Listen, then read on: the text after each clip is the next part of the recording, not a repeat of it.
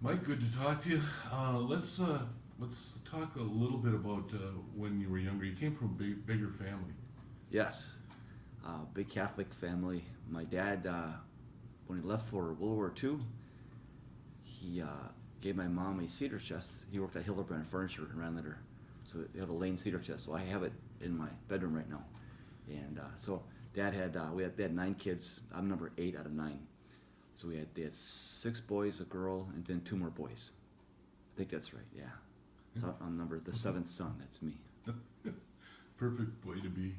You've got a younger brother, correct? Yeah, Yeah. John. He's out in California. Okay. Now Yeah. he ran cross country. You ran cross country and track as well, but he ran cross country too, didn't he? I think he did track for a little while. Oh, it was track. Yeah, Okay. he. I don't know. I think if he'd have focused a little more, he'd have been fantastic. But, you know, Everybody does what they got to do. Right? yeah, you do what you got to do. Okay. Yeah, my brother Tim, he died in 1980 in a skydiving accident in Montana. But he was 5 years older than me. He owned every track and field record at the junior high school. Wow. Every one. And I have his stopwatch, vintage stopwatch from back in the day. Yeah, they didn't have to worry about a stopwatch with me. They used a calendar. Yeah. So let's go to junior high. Is that where you kind of started getting into sports? As a kid, my dad moved us into Rhinelander from out in the country on Velvet Lake. I was little, like 1963, because my mom and dad started a business in town called Fair Variety. Okay. And they did that for a couple of years, but my mom wanted to be home with the kids. So we had moved kind of on Lincoln Street across the Kentucky Fried Chicken. Yep. We had a house right there. And so we played sports with the kids all the time. So we did everything, like most neighborhoods back then. Baseball, football. I remember I was pretty fast. I was a skinny little guy. We'd hang out at the Pioneer Park during the Muni League tournaments. Yep. And when fall balls would come over, I remember grabbing a big, fat, beautiful white one. And the guys come out looking for it. There's all cars everywhere. I took off running. These guys were coming after me. I was gone. I was about 9. So I got back to the neighborhood. I'm showing all my buddies, look at the ball. So how about did middle school have much for sports at that time? I know they had basketball. Yeah, junior high, we had at the old junior high school, it's just torn down now. I did football, I think, I rolled my ankle, so I quit that. My bone popped out of my foot. But during Phi Ed class, they had us run like, I think a half mile or a mile for time. And that's when I discovered I had a kick. So I got all this energy towards the end of the race. I think I was like, what were we, 13 at the time, Yep. maybe? And I started just hauling. And this one kid, he tripped me. You know how kids will trip you from behind? Yep. I'm like, you sucker. But anyway, all of my track career after that, when I passed people, Yep. even on the track in high school, I'd always go far enough so they couldn't trip Yep. me. You know? Do you remember the kid that tripped you? Yeah, I remember his name. What was it? Mike Roser, or I think his name was. Really? Mike Roser. Him and Randy Tishosky were running together. They were just kind of doing like this. I was going, phew. So you end up in high school. Yes. And you didn't go out for cross country your first year. I didn't know what it was. That's why years later I started a cross country program at my kids' middle school, so all the kids would know what it was. So when they got to the high school, they'd already have like 15 races under their belt. So I missed out my first 2 years, but I went on as a junior, and I was at the end of our junior year, I was our second runner already on varsity. When you think about that, that's hard to believe that you didn't go out until you were a junior. Yeah, Like I only had 2 years. Yeah. I think if I'm not mistaken, Dan Bruno, who was a really good runner Yep. as well, the same thing. I don't think he went out until he was a junior either. Yeah. During his junior and senior years, and Yeah. he was obviously a good runner too. Now you went to state. Did you go both years, junior and senior, or just senior year? Just senior year. I don't remember what happened at sectionals as a junior. Right. I just don't remember for sure. But I think the top 2 teams went, and the top 5 runners. Yep. So I was outside the top 5. I must have been. Yeah. So, but the next year I was really starting to smoking it at the end. I was starting to. Bill and I were running like this Right, right yeah. towards the end, but then I graduated. But Yeah. How do you do? What place did you get at state? I got, I think, 28th, but I didn't have a good race. I was in Wausau, Okay. and my kick at the end, I do like the last half mile. right when I started doing that, I got like a knife right in my ribs, like a pain. I don't know if you ever got one when Yeah. running. And it was like this. So it must have been a bad burrito from the night before or something. But I couldn't run, so I dropped about 13 places. So, but with my kick, I probably been in the top 10. Oh, yeah. But nothing I can do about it. You get one chance at it, you know. And, Exactly. So it was on the Smiley course? yep. It's at the Wausau East Golf Course at So the at American least Legion. I think it was. That's one thing that worked out really nice for you, is it was a course that you were familiar with. Yes. And what's cool, my mom was able to drive down with my sister and to watch me. And the coach brought all the kids down from the girls and guys got to come down on the bus. So my future wife came along too. We had our first date that night. Really? Yeah. Wow. And we got married 4 years later. Yeah. So a big winner all the way around. Yeah. Yeah. Let's talk about track. Your specialty was a half mile. Yeah, it's one I love the most, yeah. Yeah. And probably the best. I mean, you did run the mile. What kind of mile time did you have? Do you know what your best was? I never got to focus on one race. I wish coach would have had me focus on the mile. But the best mile I had was probably like 4:32 that he timed. Mm-hmm. But I had faster ones. He never had a clock on me. Okay. He goes, "Boy, you had a good one today," but he never had a clock on me, you know. Yeah, but the best mile I ever ran at conference meet as a senior, I ran the 2 mile relay. I ran a 2:02.1 half mile, and I just walked through it. I just felt so good. And I'm like, this is going to be my day. Yeah. Then about 40 minutes later, I ran the half. I won that at 1:58. So I broke both my PRs that day. And so if you add up the 2 half miles, 2:02.1 and 1:58, that's a 4-minute mile. Yeah. With a little rest in between. Yeah. Was that your senior year that you did that? Yes. Okay. Yeah. So, you won conference. Mm-hmm. That means did you beat the guy that ended up being state champ, or finished in the top 2 or 3? I don't remember for sure. I just know that it was going to be my day, and they took my time from University of Wisconsin. We had an indoor meet, Yep. United States Track and Field Federation. Bill won the 2 mile down there, and I ran the half mile, and I got boxed in. I still broke the school record in my PR, but I got boxed. I couldn't run, so I didn't have my kick. I'd have probably been around 1:58 inside that day. Wow. But which would have been really cool, because that's early in the season too. But they took that time, and I had to run a lot of races. We didn't have any bodies out, so I had to run. I was our fastest quarter miler, half miler, and I probably would have been our fastest miler too. But coach had to use me around a lot. So, but I didn't know what we were talking about there. But anyway, I beat Pazino from Wausau East was in lane 1. Yep. I was in lane 2, and Jim Lewis from Everest was lane 3. He had a southern drawl. Oh yeah. Nice I guy. remember him. Yeah. So I just wanted to be at the first quarter. It's a 2-lap race. I had a Pazino. If I boxed him in, Yep. then he would have to go all around us to get on. So I stayed right ahead of him. I was in second place, and at the quarter mile mark, a kid from Merrill was leading the whole way. Oh. And at the quarter mile mark, I was going to make my go in first place and then start my kick with 3/4 of a lap to go. So I went flying by him like he was standing still, and then Lewis came past me. So with 3/4 to go, when I was little, growing up, we always learned that the Indians would run on the side of their feet when they were chasing animals and things like that, to be real quiet. So I used to do that in track meets. So you sneak up on someone to pass them. Yep. Before they realized you were there, you were going past them Right. already. Otherwise, you hear them coming like this. They got time to shift it into gear. And so I came up around Lewis on the corner, and before he realized that I was by him by like 10 feet. Then I came around the corner, and all the Rhinelander Hode guys, my teammates, are all lined up on the backstretch. Your brother Jeff, Bill Fisher, Kenny Wolf, Brian Kelly, Danny Pinkowski, our manager, and they're all screaming, "Go Hawkeye, go Hawkeye!" And I just put the pedal to the metal. I saved a little bit in case he came up on me. Then I spent that the last 20 yards too. So then I had already set my PR in that same meet, and I broke that by another 4 seconds and a half in one meet.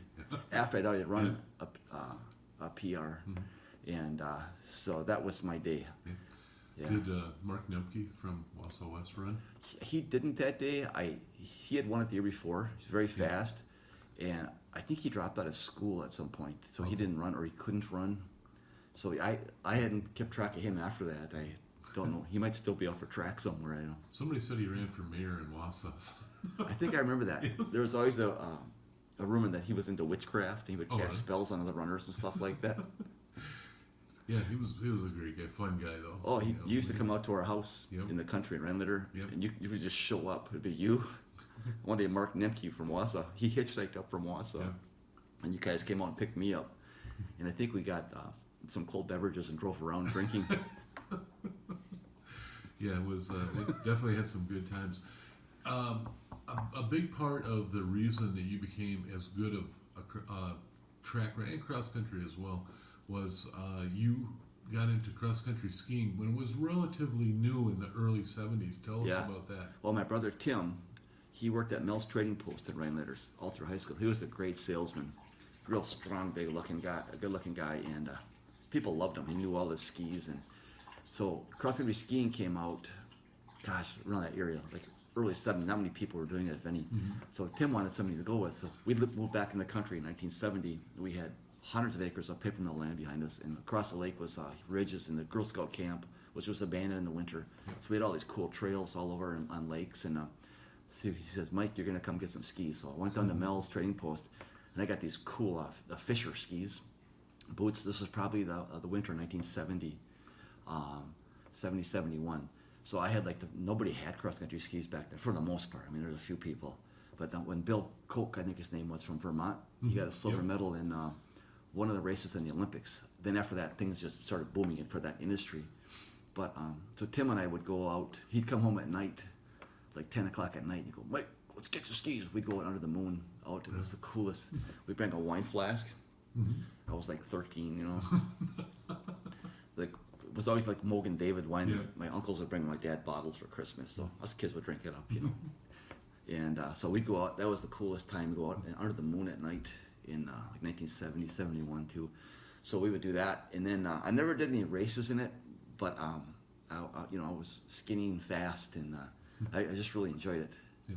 Nick, one of the things we wanted to talk about a little bit was for people who don't cross country ski, they can get the benefit from it. Everybody says swimming is supposed to be the number one activity that Yes. you can do for best for your body, but cross country skiing is number two, and to be Yeah. able to duplicate that with actually going out and freezing your butt or whatever like that is the elliptical. Tell us about the elliptical. Sure. Yeah. Somebody came up with the idea of the elliptical at some point, which mimics cross-country skiing motion. So when you do cross-country skiing, I mean, you use every muscle in your body, and the elliptical is pretty similar to that. So you can really give her on that too. It's really easy on the knees and hips for people too. People that run all the time, right? You know, we've got buddies that wore out their knees Yep. or hips over time because something was off and they kept doing it. Great runners. The elliptical allows you a lot of that same benefit without more of that pounding. So yeah, And obviously you can go longer because you're not pounding your body Yes. nearly as much, but yet you're Yeah. probably doing more for your body doing that than Yeah. what running is. absolutely. Yeah. Yeah. One of the things I wanted to ask you is CTE is a really big thing now. You've got the football players, hockey players, soccer players, other sports that they have the concussions and stuff Yes. like that. I was reading something about that they were saying runners were having the same types of issues too because of the constant pounding and anything like that. Have you heard anything about that at all? I haven't heard that, but anything's possible, you know. If you do anything more than what your body's kind of Yep. average built for, you can suffer for it. So if you're gonna run and stuff like that, I think if you build up over time and you keep good shoes with some cushioning, and I think your brain and stuff can get kind of builds up and can handle it. Yep. You know, but it's possible. You went to Minnesota after UW Eau Claire, and you had a little Yes. stint, I believe, of running Yeah. cross country Or track, just track I did okay, there, yeah. at Eau Claire.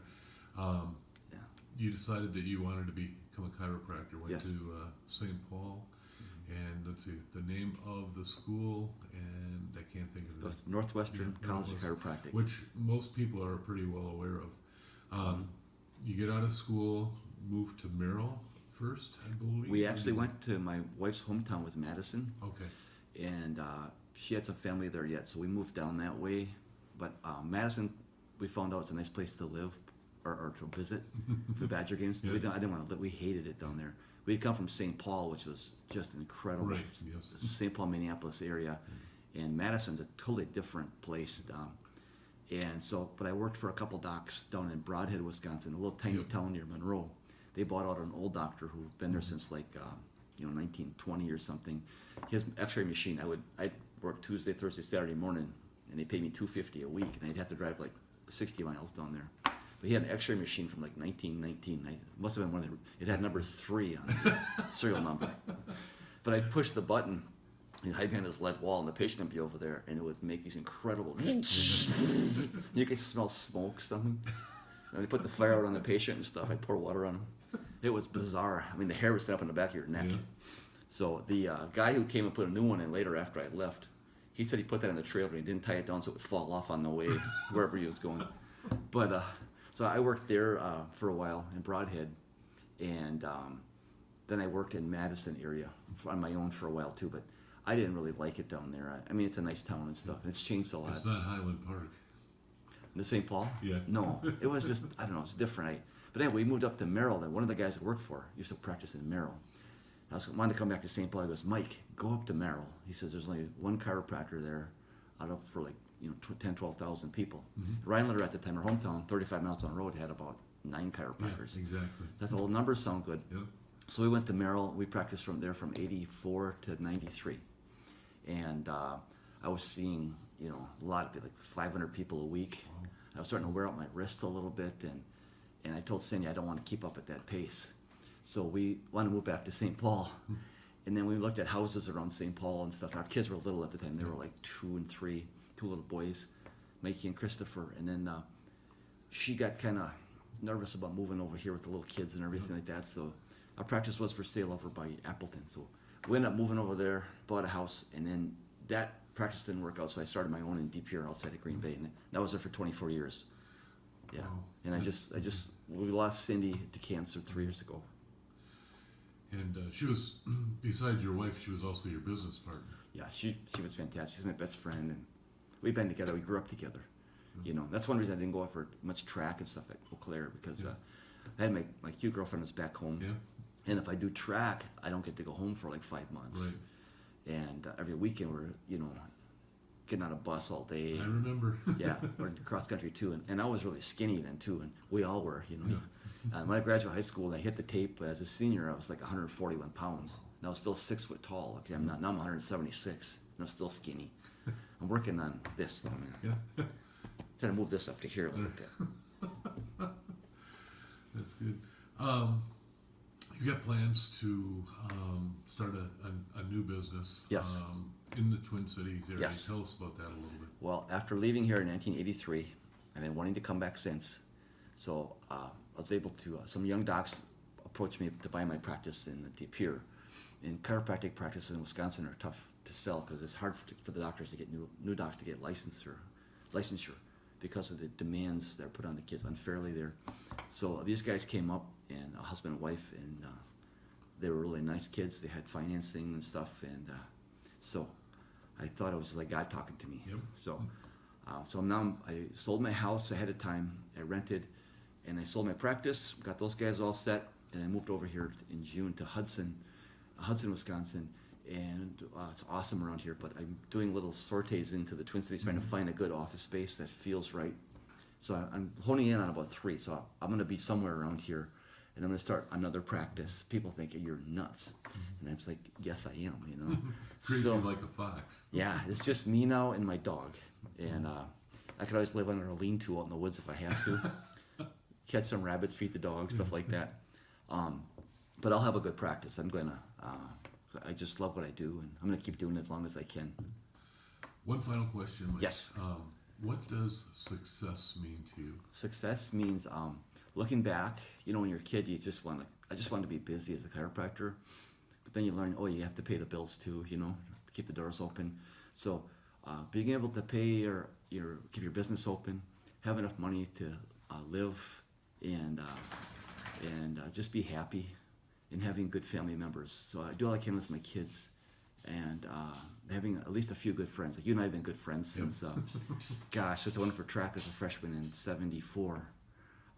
Took me under your wing, and all of us guys. Yep. We'd drive around in your car, or you'd pick us up, we'd go to track meets in summer, and So that kind of stuff. To be able to look back and have a lot of good memories and help people if you can in life, you know. Yeah. Great. Mike, want to thank you for taking the time to do the interview. Thanks for visiting me. I haven't seen you in years. And to have you come visit me, we're going to get some breakfast after this, and then you're going to go see your mom. And thanks for doing this for me, being a good friend for so long, John. Appreciate it. Okay, buddy.